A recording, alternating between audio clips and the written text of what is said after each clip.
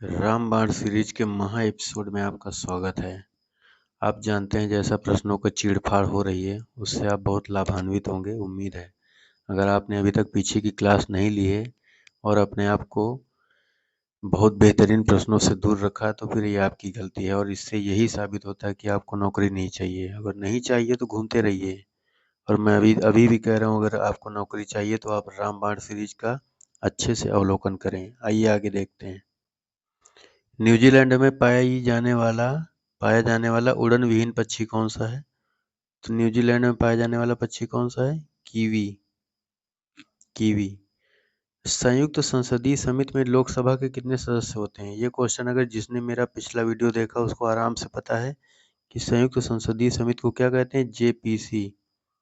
JPC याद आया होगा, हमने बता दिया है। Joint parliamentary committee. तो जेपीसी में कितने सदस्य होते हैं? अब लोकसभा से 30 होते हैं, राज्यसभा से 15 होते हैं, टोटल कितने हो गए? 45। ये बहुत अच्छे से पीछे बता रखा है। नेक्स्ट क्वेश्चन देखिए। पृथ्वी की सतह से ऊपर या नीचे जाने पर जी के मान में क्या परिवर्तन होता है? जी का मतलब गुरुत्वीय त्वरण।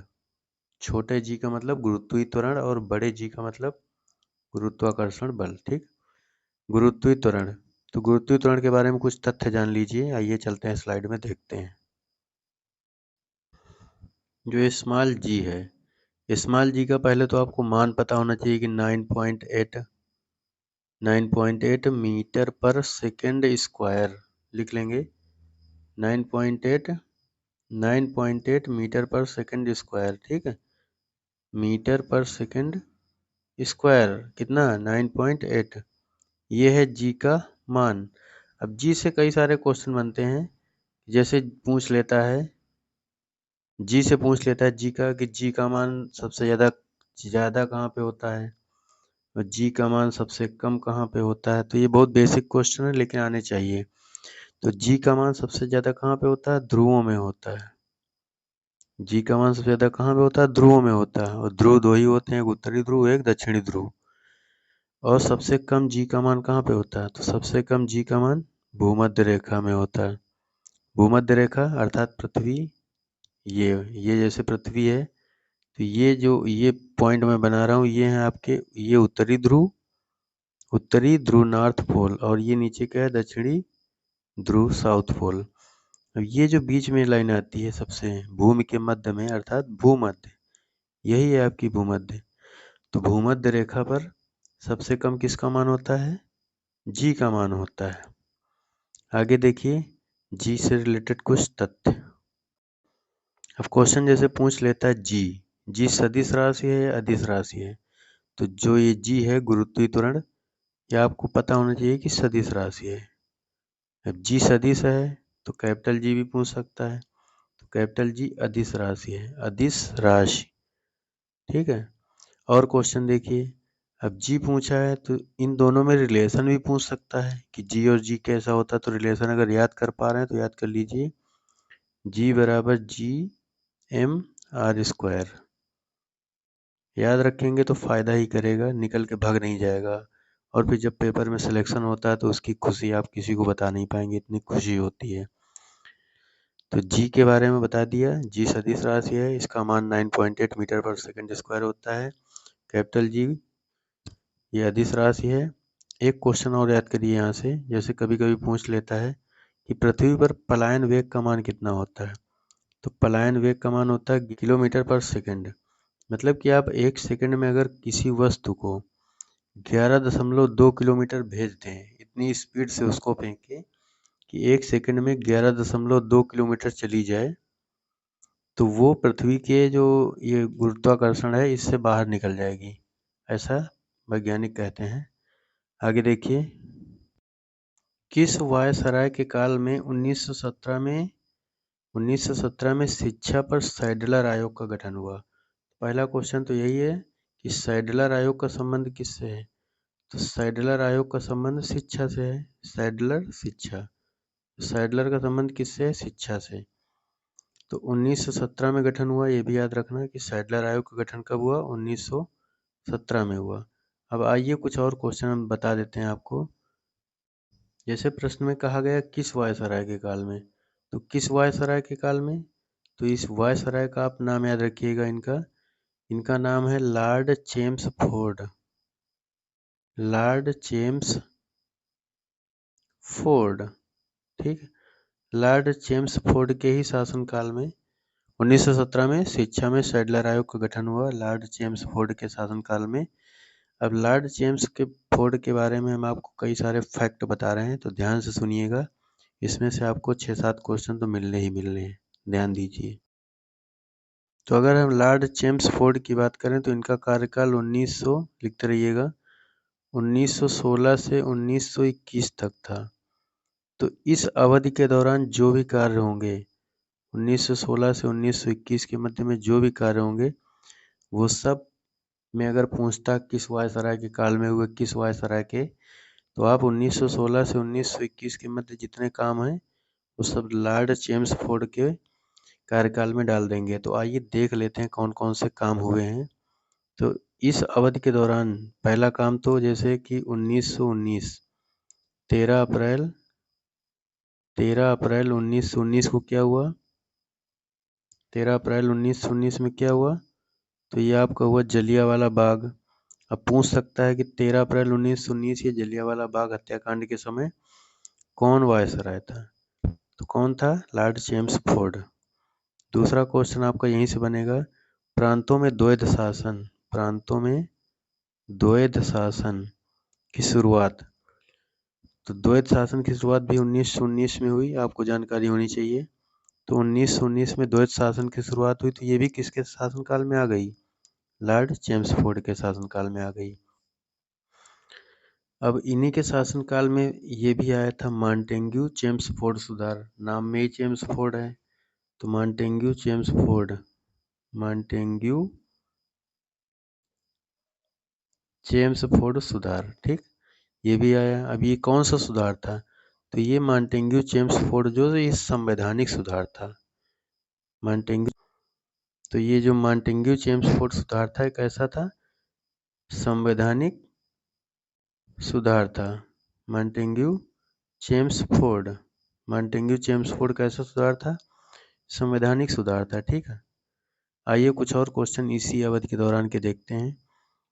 जैसे क्वेश्चन आता है 1916, अब क्योंकि हमने बताया ना मॉन्टेग्यू चेम्सफोर्ड कब से कब तक, तो 1916 से 1921 तक। तो इस दौरान आप लोगों ने सुना होगा होम रूल लीग, तो होम रूल लीग के बारे में जान लेते हैं। होम रूल लीग, हम होम रूल लीग की जो स्थापना है वो भी कब हुई, 1916 में हुई। तो होम रूल लीग के बारे में नेक्स्ट स्लाइड में आइए देखते हैं। होम रूल लीग के बारे में दो बातें आप जान लीजिए कि होम रूल लीग दो व्यक्तियों की पूछी जाती है। पहले व्यक्ति थे बाल गंगाधर तिलक, बाल गंगाधर तिलक, लिखते रहेंगे, हमारे लिखने का इंतजार नहीं करेंगे, मैं बोल रहा हूँ, बाल गंगाधर तिलक। तो इन्होंने जो होम रूल लीग बनाई थी, होम रूल लीग, वो अप्रैल 1916 में बनाई, अप्रैल 1916 में होम रूल लीग बनाने वाले व्यक्ति कौन थे, बाल गंगाधर तिलक, ठीक। इन्होंने कहाँ पे बनाई थी, पूना बेलगांव, पूना बेलगांव में, ठीक, पूना बेलगांव में 1916 अप्रैल में होम रूल लीग बनाई। और जो एनी बेसेंट ने भी एक होम रूल लीग बनाई थी, वो भी 1916 में बनाई थी, वो भी 1916 में ही है, लेकिन वो सितंबर में है। सितंबर 1916 में जो होम रूल लीग बनाई थी वो किसने बनाई थी, वो एनी बेसेंट ने बनाई थी, एनी बेसेंट, ठीक है, एनी बेसेंट ने बनाई थी। तो एनी बेसेंट ने बनाई थी। तो अब दो क्वेश्चन यहाँ से हो गए। जब 1916 में इन्होंने होम रूल लीग बनाई, तो 1917 में इनको, 1917 में मद्रास में जो कांग्रेस का अधिवेशन हुआ था, आईएनसी 1917 में, उसमें इनको हेड बनाया गया था, कांग्रेस की हेड बनी थी। तो ये पहली विदेशी महिला थी, ये आयरिश की थी, जो एनी बेसेंट है, ये पहली विदेशी महिला थी जो कांग्रेस की हेड बनी थी, ठीक है। एक क्वेश्चन यहाँ से मिल गया। अब होम रूल का मतलब क्या होता है, होम रूल तो हो रहा है, लेकिन होम रूल का मतलब क्या होता है। तो होम रूल का मतलब होता है किसी देश का शासन, किसी भी देश का शासन वहाँ के स्थायी नागरिकों द्वारा ही चलाया जाता है, ये होता है होम रूल लीग। किसी भी देश का शासन वहाँ के स्थायी नागरिकों द्वारा ही चलाया जाना क्या होता है, होम रूल होता है। तो 19 अप्रैल 1916 में होम रूल किसने बनाया, बाल गंगाधर तिलक जी ने बनाया। 1916 में सितंबर में home rule league Annie Besant ने बनाया, एनी बेसेंट ने बनाया, ठीक। लेकिन ये इन्होंने कहाँ पे बनाया था, ये तो हमने आपको बताया नहीं। तो ये इन्होंने मद्रास में बनाया था, इसको लिख लीजिएगा मॉडिफाइड करके। मद्रास में home rule league Annie Besant ने बनाया और पूना में होम रूल लीग अप्रैल में बाल गंगाधर तिलक ने बनाया। दोनों होम रूल लीग थी ये 1916 वाली दोनों, ये 1920 में। आइए नेक्स्ट स्लाइड में देख लेते हैं। अप्रैल 1916 बाल गंगाधर तिलक और सितंबर 1916 एनी बेसेंट मद्रास, इन दोनों का विलय हो गया 1920 में। किस में विलय हो गया, 1920 में कांग्रेस में विलय हो गई। और इसके हेड कौन थे, एम गांधी थे। इसके हेड कौन थे, एम गांधी। 1920 में कांग्रेस में दोनों लीग विलय हो गई। अब बाल गंगाधर तिलक की बात आई है, तो बाल गंगाधर तिलक से संबंधित कई सारे प्रश्न बनते हैं। तो सारे प्रश्नों का समावेश इसी प्रश्न में कर दिया मैंने, टेंशन खत्म करते हैं। आइए देखते हैं। बाल गंगाधर तिलक के बारे में कई सारे प्रश्न बनते हैं, तो आप आराम से इनको लिखते रहिएगा। जैसे कहा जाता है, पहला क्वेश्चन, भारतीय अशांति के जनक, इंडियन अनरेस्ट। तो भारतीय अशांति के जनक किसको कहा जाता है, बाल गंगाधर तिलक को कहा जाता है। तो भारतीय अशांति के जनक इनको कहा किसने था, इनको कहा था वेलेंटाइन सिरोल। कभी कभी सिरोल कहता है, कभी कभी चिरोल कहता है। वेलेंटाइन सिरोल, सिरोल लिख लीजिए या चिरोल लिख लीजिए, तो दोनों सही हैं। याद रखना बस सिर्फ आपको इतना कि भारतीय अशांति के जनक इनको कहा गया है। भारतीय अशांति के जनक किसको कहा गया था, वेलेंटाइन सिरोल। अब अशांति के जनक इसलिए कहा गया क्योंकि ये गर्म दल के थे। अशांति तो तभी फैलेगी ना जब ये गर्म दल के होंगे, या मतलब चिल्लाएंगे दहाड़ेंगे। अब इनसे संबंधित और प्रश्न है, जैसे स्वराज शब्द को गठित किया। स्वराज शब्द को गठित किया 1916 में किसने, बाल गंगाधर तिलक जी ने ही गठित किया, ठीक है। और उन्होंने स्वराज शब्द का गठन कैसे किया, तो इन्होंने कहा था, क्योंकि ये मराठी थे, मराठा थे, पूना में इन्होंने किया था ना, मराठा थे, तो इन्होंने मराठी भाषा में कहा था। मैं आपको हिंदी में बता रहा हूँ। इन्होंने कहा था, स्वराज मेरा जन्मसिद्ध अधिकार है। लिख लीजिएगा ये लाइन, स्वराज मेरा जन्मसिद्ध अधिकार है और मैं इसे लेकर रहूंगा, ठीक है। स्वराज मेरा जन्मसिद्ध अधिकार है और मैं इसे लेकर रहूंगा। ये कथन किसका है, ये बाल गंगाधर तिलक का कथन है, ठीक है। तो अगला क्वेश्चन देखिए। अगला क्वेश्चन पूछा जाता है, मराठा समाचार पत्र। तो मराठा समाचार पत्र ये साप्ताहिक समाचार पत्र था, इंग्लिश में था। किसमें, इंग्लिश में था। लिखते रहिएगा, मराठा समाचार पत्र इंग्लिश में था और इसके संपादक कौन थे, बाल गंगाधर तिलक। अगला क्वेश्चन पूछता है, नेक्स्ट स्लाइड में देखिए। नेक्स्ट क्वेश्चन पूछ सकता है, केसरी और मराठा पत्रिका, केसरी और मराठा पत्रिका।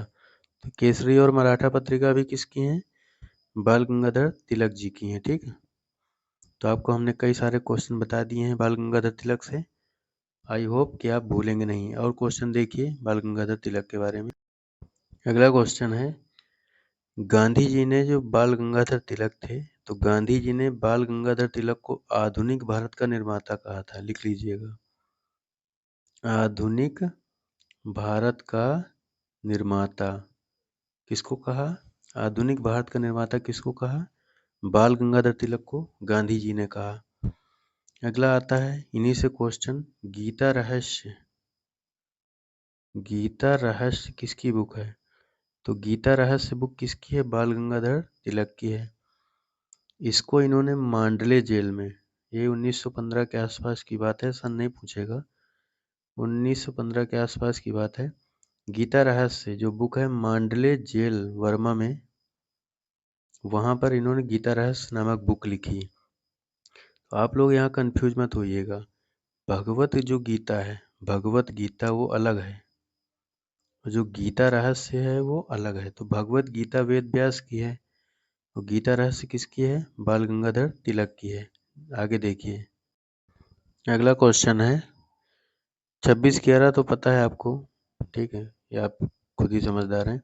अफ्रीका का एकमात्र मोड़दार वलित पर्वत कौन सा है? अफ्रीका का एकमात्र मोड़दार वलित पर्वत कौन सा है? एटलस पर्वत, एटलस पर्वत। अगला क्वेश्चन है, यूटोपिया किसकी रचना है?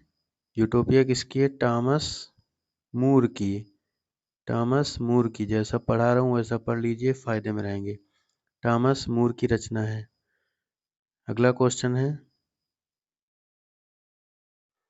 अगला क्वेश्चन है, किस वायसराय किस वायसराय के शासनकाल में प्रिंस ऑफ वेल्स ने भारत की स्थापना की? किस वायसराय के कार्यकाल में प्रिंस ऑफ वेल्स ने भारत की यात्रा की? तो आइए इसको समझ लेते हैं थोड़ा डिस्क्रिप्टिव मैटर में। लॉर्ड रीडिंग का कार्यकाल आपको देखना पड़ेगा। लॉर्ड रीडिंग, तो लॉर्ड रीडिंग का कार्यकाल क्या है? यह है आपका 1921 में स्टार्ट होता है, 1926 तक जाता है लॉर्ड रीडिंग का कार्यकाल। तो लॉर्ड रीडिंग के बारे में कुछ तथ्य जानना आपका जरूरी है। जैसे 1919 का रोलेट एक्ट, 1919 का रोलेट एक्ट वापस किसके समय में लिया गया है? लिखते रहिएगा, 1919 का रोलेट एक्ट वापस लिया गया किसके समय में? लॉर्ड रीडिंग के समय में। उसके अलावा केरल का मोपला विद्रोह किसके समय में हुआ? केरल का मोपला विद्रोह, तो ये भी लॉर्ड रीडिंग के शासनकाल में हुआ, ठीक है। अगला क्वेश्चन है, चौरी चौरा घटना किसके शासनकाल में हुई? चौरी चौरा घटना ये कब हुई थी? 5 फरवरी 1922। तो ये किस वायसराय के शासनकाल में हुई? ये भी हुई लॉर्ड रीडिंग के शासनकाल में। और देखिए क्वेश्चन आगे, लॉर्ड रीडिंग के और कुछ देखते हैं। 1921 में प्रिंस ऑफ वेल्स भारत आए, लॉर्ड रीडिंग के शासनकाल में 1921 में। और काम देखिए, तो 1922 में चित्तरंजन दास, लिखते रहिएगा, चित्तरंजन दास, नरसिंह केलकर और मोतीलाल, चित्तरंजन दास, नरसिंह केलकर और मोतीलाल के द्वारा स्वराज पार्टी की स्थापना की गई थी। कौन सी? स्वराज पार्टी की कब की गई थी? 1922 में। किसके द्वारा की गई? चित्तरंजन केलकर और मोतीलाल। और एक क्वेश्चन देख लीजिए, 1925 में 1925 में, ठीक है, देखते हैं। 1925 में, इसको लिख लीजिएगा, सीपीआई की स्थापना हुई लॉर्ड रीडिंग के शासनकाल के दौरान। 1925 में सीपीआई की स्थापना हुई एमएन राय के द्वारा, एमएन राय। अब सीपीआई क्या है? सीपीआई का पूरा नाम है कम्युनिस्ट पार्टी ऑफ इंडिया, लिख लीजिए, communist party of India, communist party of India, CPI 1925 Lord reading के शासनकाल में। और अभी हमने आपको पीछे लॉर्ड चेम्सफोर्ड पढ़ाया है, तो जैसा आप जानते हैं लॉर्ड चेम्सफोर्ड ने 1916 से शुरू होकर के 1921 तक थे। तो चेम्सफोर्ड जैसे ही गए वैसे ही लॉर्ड रीडिंग आए। तो लॉर्ड रीडिंग 1921 से 1926 तक ये रहे हैं, ठीक। आगे देखिए, राष्ट्रीय पुस्तकालय कोलकाता की स्थापना किस वर्ष की गई थी? तो राष्ट्रीय पुस्तकालय कोलकाता की स्थापना किस वर्ष की गई थी? ये की गई थी 1948 में, ठीक। अगला क्वेश्चन देखिए, नाभिकीय ऊर्जा प्राप्त करने के लिए किस तत्व का प्रयोग किया जाता है? तो नाभिकीय ऊर्जा प्राप्त करने के लिए यूरेनियम का प्रयोग किया जाता है, यूरेनियम। नाभिकीय ऊर्जा प्राप्त करने के लिए यूरेनियम का प्रयोग किया जाता है। यूरेनियम के बारे में कुछ तथ्य जान लीजिए नेक्स्ट स्लाइड में। जैसे यूरेनियम की बात करें, तो ये यूरेनियम का प्रयोग कहाँ पे होता है? तो पहली बात तो यूरेनियम का प्रयोग परमाणु रिएक्टरों में ईंधन के रूप में होता है। यूरेनियम का प्रयोग किसमें? परमाणु रिएक्टरों में ईंधन के रूप में प्रयोग होता है ये आपका यूरेनियम। कैसे? तो याद रखिएगा, परमाणु ऊर्जा संयंत्रों और नौसेना के जहाजों और पनडुब्बियों को चलाने वाले जो परमाणु रिएक्टर होते हैं, परमाणु ऊर्जा संयंत्र हो गए, नौसेना के जहाज हो गए और पनडुब्बी को चलाने वाले जो परमाणु रिएक्टर में ईंधन के रूप में इसका प्रयोग होता है यूरेनियम का। ठीक है, यूरेनियम से एक क्वेश्चन और आता है कि यूरेनियम किस खान से ज़्यादा निकलता है? तो जादूगोड़ा की एक खान है, जादूगोड़ा। जादूगोड़ा की खान किसके लिए प्रसिद्ध है? यूरेनियम के लिए। याद रखिएगा। तो 1951 में जादूगोड़ा की खान की खोज हुई थी 1951 में, और 1967 में इसका संचालन स्टार्ट हो गया था जादूगोड़ा की खान।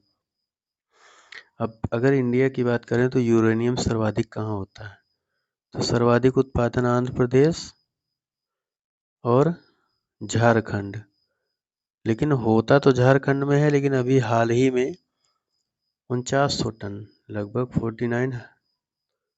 49,000 टन लगभग यूरेनियम मिला है आंध्र प्रदेश में, पुष्टि भी हो गई है इसकी। तो अगर ऑप्शन में आंध्र प्रदेश है तो आप आंध्र प्रदेश लगाएंगे, नहीं तो झारखंड लगाना ही लगाना है। अगर वर्ल्ड लेवल की बात करें तो यूरेनियम सबसे विश्व में सर्वाधिक कहाँ होता है? तो नाम लिख लीजिए। सबसे ज़्यादा कजाकिस्तान, कजाकिस्तान के बाद कनाडा और फिर ऑस्ट्रेलिया। तो पहला है कजाकिस्तान, कनाडा और ऑस्ट्रेलिया। सबसे ज़्यादा कजाकिस्तान में यूरेनियम होता है। अगला क्वेश्चन देखिए। अब देखिए, जैसे ये क्वेश्चन है, संयुक्त संसदीय समिति में राज्यसभा के कितने सदस्य होते हैं? अब ये भी क्वेश्चन कोई बताने लायक है? हमने आपको बता दिया जेपीसी, जेपीसी का पूरा अच्छे से बताया है कि जेपीसी में 45 सदस्य होते हैं, 30 लोकसभा से और 15 राज्यसभा से होते हैं। रेशम कीट उत्पन्न करने वाला जीव कौन सा है? तो रेशम कीट उत्पन्न करने वाला जीव कौन सा है? तो ये बाम्बिक्स मोराई, बाम्बिक्स मोराई रेशम कीट उत्पन्न करने वाला जीव माना जाता है। ब्रह्म समाज की स्थापना किसने की थी? ब्रह्म समाज की स्थापना राजा राम मोहन राय ने की थी 1828 में। राजा राम मोहन राय ने 1828 में ब्रह्म समाज की स्थापना की थी। ठीक है, तो अब ब्रह्म समाज की स्थापना तो हो गई, लेकिन आइए राजा राम मोहन राय से संबंधित कुछ प्रश्न आगे स्लाइड में जान लेते हैं। अब राजा राम मोहन राय से संबंधित कुछ प्रश्न हैं, ध्यान से देखिएगा कि राजा राम मोहन राय, सबसे पहले तो यही प्रश्न बनता है, इनको राजा की उपाधि किसने दी? तो इनको राजा की उपाधि दी थी अकबर सेकंड। अकबर सेकंड ने राजा की उपाधि दी थी। ध्यान से पढ़ लीजिए, नहीं पूछे जाएंगे तो बाद में रोना बैठ के कि यार देखा क्यों नहीं था वीडियो। ध्यान से देखिए और मन लगा के पढ़िए, क्योंकि इतना सारा व्याख्यान कर रहे हैं कि प्रश्न में 20-20 प्रश्न बता रहे हैं, तो ध्यान से पढ़िए, बहुत फायदा मिलने वाला है आपको। तो राजा राम मोहन राय को राजा की उपाधि अकबर सेकंड ने दी थी। और पूछा जाता आत्मीय सभा का संबंध किससे है? आत्मीय सभा, तो आत्मीय सभा की स्थापना 1815 में राजा राम मोहन राय ने की। और इसका संबंध किससे है? इन आत्मीय सभा का, इस आत्मीय सभा का संबंध हमारे राजा राम मोहन राय जी से है। और आगे क्वेश्चन देखिए, राजा राम मोहन राय के अगर पूछ लेता है कि भारतीय पुनर्जागरण का जनक किसे कहा जाता है? भारतीय पुनर्जागरण का जनक, लिखते रहेंगे, भारतीय पुनर्जागरण का जनक। तो भारतीय पुनर्जागरण का जनक भी राजा राम मोहन राय को ही कहा जाता है। अगला क्वेश्चन है, एकेश्वरवाद का सिद्धांत। एकेश्वरवाद का सिद्धांत, एकेश्वरवाद का सिद्धांत भी राजा राम मोहन राय जी के द्वारा दिया गया। ठीक, और एक दो क्वेश्चन और बच रहे हैं, उनको भी देखिए। अगला क्वेश्चन आता है सती प्रथा। तो सती प्रथा इंडिया में बैन कराई गई, बैन हुई ये लगभग 1828-29 के आसपास। तो सती प्रथा इंडिया में बैन हुई 1828-29 के आसपास। तो किसके प्रयासों के कारण हुई? तो ये हुई राजा राम मोहन राय के प्रयासों के कारण ही सती प्रथा इंडिया में बैन हुई। लेकिन अब इंडिया में बैन तो हुई, तो किन किन व्यक्तियों का सहयोग था? तो पहला तो राजा राम मोहन राय ही थे, दूसरे थे लॉर्ड विलियम बेंटिक लिख लेंगे, लॉर्ड विलियम बेंटिक। ठीक है, तो लॉर्ड विलियम बेंटिक और राजा राम मोहन राय के प्रयासों के कारण 1828-1829 के आसपास सती प्रथा इंडिया में अपराध घोषित हो गई। ठीक है, इसको अपराध घोषित कर दिया गया। तो आगे अगला स्लाइड में क्वेश्चन देखिए, राष्ट्रीय पांडुलिपि मिशन कब प्रारंभ किया गया? तो राष्ट्रीय पांडुलिपि मिशन 2003 में प्रारंभ किया गया। ब्लैक हिल, ब्लू पर्वत और ग्रीन पर्वत नामक पहाड़ियाँ किस देश में है? तो ये आपकी अमेरिका में, USA, United state of America में है। अब ये तो क्वेश्चन खत्म है। अगला है, ये भी खत्म है, कोई मतलब नहीं। मौर्योत्तर युग में जैन धर्म का प्रसिद्ध केंद्र कहाँ था? तो मौर्योत्तर युग में जैन धर्म का प्रसिद्ध केंद्र कहाँ था? मथुरा में। और हैंगिंग गार्डन कहाँ स्थित है? बेबीलोन में।